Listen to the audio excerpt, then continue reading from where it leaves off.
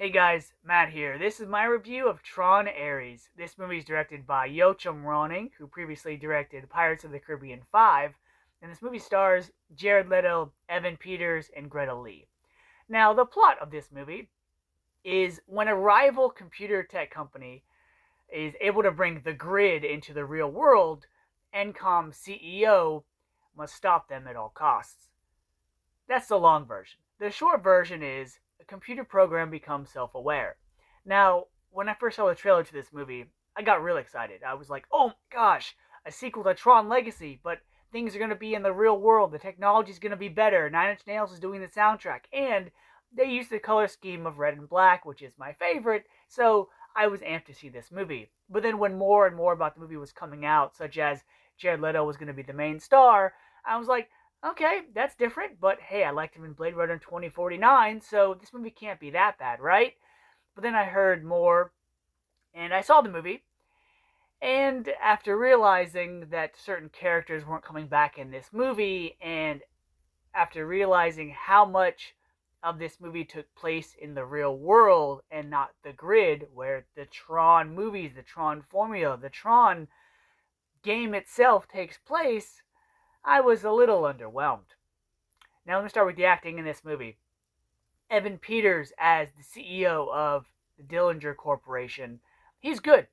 He's your villain. He's what Lex Luthor should have been. He's the power hungry, younger, guy that runs this company who wants it all, wants it all, wants it all, and will do anything to get it. And, he doesn't understand his boundaries because he has all this money, all this power, all this technology, and then he learns his lesson later on, which it's a movie trope, but I liked him in this role. Evan Peters is a really good actor. Jared Leto as the main character, Ares, uh, he's okay. Jared Leto can be a good actor. Look at Requiem for a Dream. Look at Dallas Buyers Club. Granted, those movies are both really depressing, but he can act. He was okay in Blade Runner. He was good in this movie. What is it called? American Assassin. I forget the name of it, but he played a guy who goes to Japan who becomes like part of the Yakuza. He's really good in that. But Jared Leto plays silent very well, where he doesn't have to say a whole lot. He's just stoic and he doesn't say much. He's okay as this computer program. But there are moments in the movie where, he starts out as this program who does everything he's asked to do. And then later on in the movie, he develops a personality, but there's no real transition from one aspect of his personality to the other. It's like pieces were missing. The only time I was like, okay, he's actually pretty good in this role is when it's in the third act, when he kind of becomes a fish out of water and he's learning and adjusting to things. This movie has a theme of using elements from Frankenstein and Terminator 2, where you have this world, you have these characters that aren't used to the other side of the coin, the other part of the world and the universe that they have to adapt to, which was nice. But Jared Leto, he's kind of wooden in this movie. He's like Keanu Reeves in The Day the Earth Stood Still, where it's like, okay, I get it, he wanted to play this role, but he plays it a way that leaves a lot to be desired. Greta Lee as the Encom CEO in this movie, she's okay. She plays the kind of role where it's like you have this businesswoman or this character that really is not an action star, but they make them the protagonist and they have to develop these skills to become like a action person and a fighter, and it's weird because for a lot of the movie she's running away from stuff or she's trying to evade things or capture or being killed, and it just like you couldn't have made this anyone else. And this shows you that because they couldn't bring in other characters from the Tron universe, I feel like this was supposed to be the Sam Flynn character. Even though he would also be the Encom CEO, he'd be more able to do the action stuff because of what we saw in the previous movie. This movie is missing, in my opinion, some pivotal characters in the Tron universe. For example, Tron Ares is the name of the movie. Ares is the main character in this film. But there's one person that was in the other two movies that's missing, and he is the heart and soul of the Tron game. That's all I'm going to say. we do have a cameo from Jeff Bridges, but that's in the trailer, and it's fine and it's brief. But this movie relies too much on the Nine Inch Nails soundtrack, which was good, not as upbeat and uplifting as the Daft Punk score in the previous film, but the Nine Inch Nails soundtrack is like the only thing that really moves this movie along, literally. Even in the dull scenes, you have Nine Inch Nails music's playing, and it's like, okay, I'm digging the music, the story, not so much, but the music's good. And they do some nice things with the nostalgia in this movie regarding the villain in the first movie, but also a certain look, a certain aesthetic from previous films as well.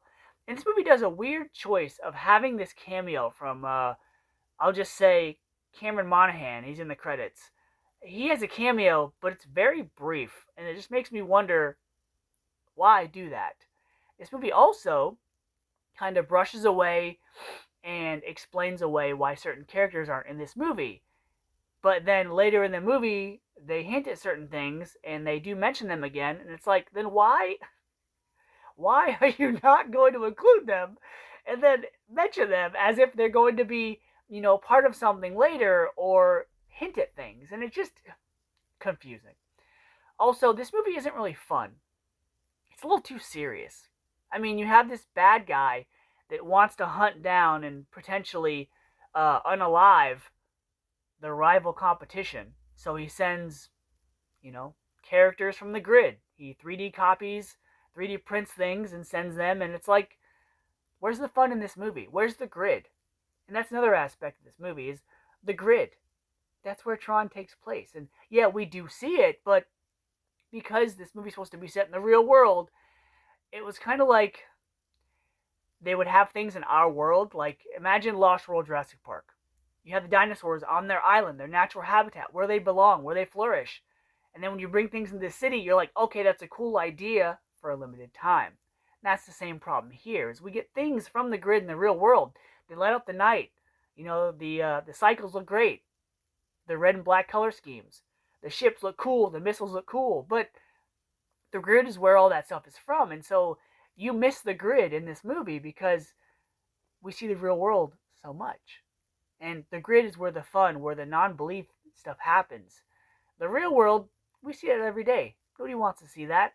And so that's why I kind of wish this movie took place more on the grid, but they wanted to try something different with this movie, and it's like they can't get this franchise off the ground, and it's really disappointing because I want it to be a huge franchise. I want it to be this big action thing that is going to spawn sequels, and I don't think it's going to work. Also, this movie has way too many characters.